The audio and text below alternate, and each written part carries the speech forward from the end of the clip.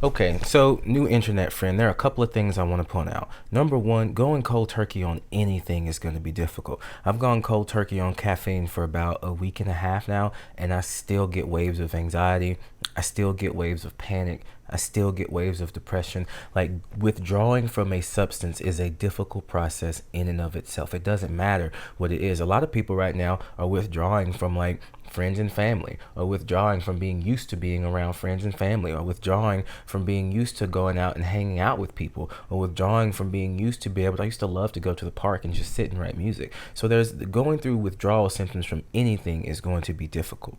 Choices about medication are always going to be personal choices. And I don't want you to get stuck in this idea that medication is bad and I have to get off of it. Absolutely not. There are some people for which stimulant medication provides them a very significant benefit, and there are some people for which stimulant medication is actually a detriment. There are some people that are actually addicted to stimulant medication. So one of my concerns is that if you do go to this halfway house and you try to explain how your medication has been treating you, sometimes people think that no, it's not treating it. You just need to work harder. You're just addicted to the medicine.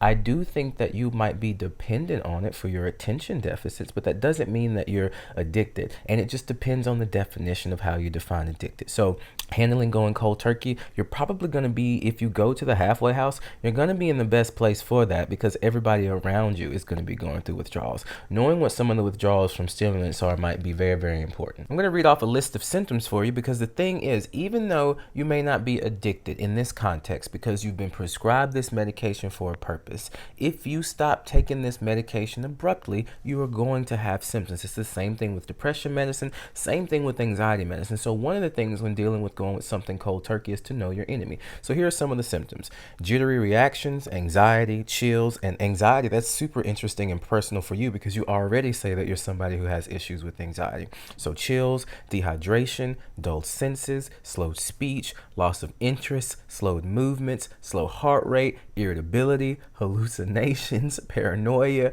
fatigue, depression, increased appetite, impaired memory, weight loss, insomnia, hypersomnia, body aches, drug cravings, unpleasant dreams. Boss, you are really signing yourself up for quite a bit of stuff.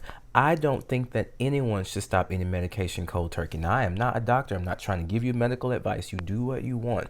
The situation that we are currently in, though, in life, do you need all of those symptoms on top of everything else that you're dealing with right now? As far as activities to help with the transition, I think that journaling is something that's very helpful. Doing a mood journal to keep track of your mood throughout the day to see what things are bothering you and how they impact you. Exercise. Exercise is so important. When you are stressed out and anxious and you can't handle it anymore, go for maybe not a run because of coronavirus, but do some push-ups, do some sit-ups, do something, move your body. Exercise is absolutely very, very helpful for transitions like this.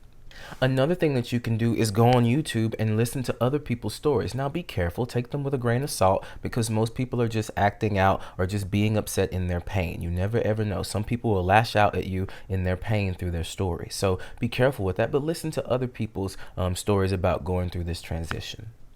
The last thing I'm going to say is that while AA is a program of wellness, is there any other way for you to meet this need or meet this criteria of wellness that doesn't require you to go here unless you feel like that's necessary for you? But I'm wondering if there are other things that you can do as like a program of wellness. Is there a yoga class that you can take online? All the master classes that people are offering. Is there a new skill that you can learn? Is there anything that you can do that can keep you busy and keep you occupied? If you feel like you need that structure, perhaps group therapy might be something that you're interested in. You could find someone doing group therapy sessions. Another thing that you might do might be to find a support group online. There are so many support groups online for people going through things like what you're talking about. You don't have to necessarily make this the final option. Like, to me, I feel like it's analogous to me saying, well, if I lost my job or if something happened or if I lost my license or something like that happened, I'm just going to go work for the Navy. I'm just going to go in the National Guard. It's a very extreme step. that. Now, while it will work, and if I need that individually for me, then that's fine. But I would make sure that you sit down and ask yourself, is this something that's in your best interest right now? Is this something that you really need to be worried about right now? I don't think that cold turkey might be the best for you because you have been taking the medicine for 7 years. For 7 years, you've been taking that medicine. Another option would be to find a halfway house that will allow you to still have your medication. It's probably because they don't want other people in the house to have access to it. So that would be my suggestion.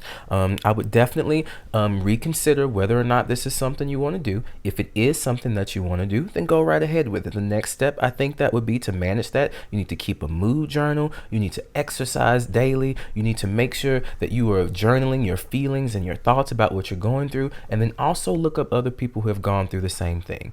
Other than that, that's the best suggestion that I have. If this was helpful to you, would you please share it with someone that you know? Thank you so much, LH, for asking me this question. If anybody else has any questions about relationships, individual things that you want to talk about, I will always give you general advice. Sometimes I might be more fired up than others, but I definitely will give you advice general to your situation, because we all go through similar situations. This is going to help someone else. Somebody else right now, LH, is out there with this same problem where they want to go do something and they not allowed to take their medicine there, and they're wondering how to deal with the transition. You can most definitely deal with it. I would just start Googling things about non-pharmacological interventions for ADHD. Thank you so much for asking us this question. Share it with someone you think it might help, and I look forward to talking to you guys soon. Bye-bye.